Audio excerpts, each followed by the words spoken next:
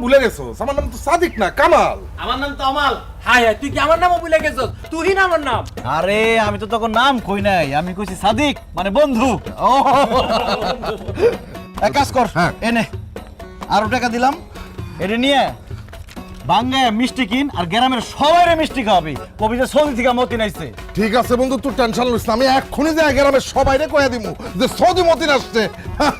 আর ওই তোরা তাহলে কার্টুন আর ব্যাগগুলো ব্যাগ ভেতরে ঢুকাই দে, হ্যাঁ? তোরা ভিতরে ঢুকে সব। আমি যাইতেছি বন্ধু।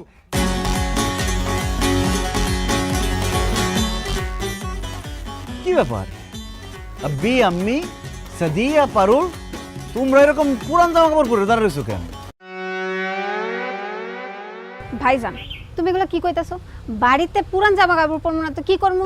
যতদিন আমি বাড়িতে আছি ততদিন তোরা পুরান জামা কাপড় গায়ে দিতে পারবি না। আরে আমি সৌদির বাদশাহ মুহাম্মদ বিন সালমানের কোম্পানিতে চাকরি